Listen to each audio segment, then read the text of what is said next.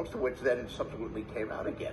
Yes, well, we needed to create something that was not 900 pages and $20,000. Well, $20,000 would have been a problem. The fans would have liked the 900 pages, I'm sure. Yeah, and it was the art budget considerably, since we wanted art on every page, and if it was many, many more pages, we would have needed much more art.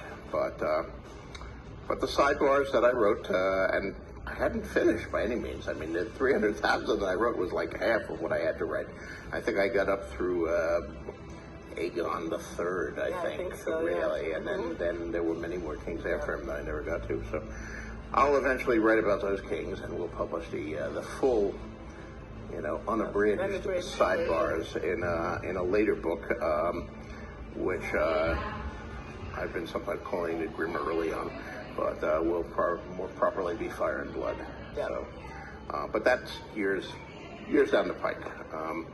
Meanwhile, we have this book, which has actually far more text than we initially intended it to have. 150,000 words. Yes, so about 100,000 words over our initial estimate, but it still has art on every page, and it's it's gorgeous in that sense. Tolkien once said that the tale grew in the telling when he was referring to Lord of the Rings, which started out being just a sequel to The Hobbit. And I've quoted that numerous times about A Song of Ice and Fire, and I guess I have quoted about The World of Ice and Fire too. My tales just seem to grow very much longer in the telling. We all enjoy reading them.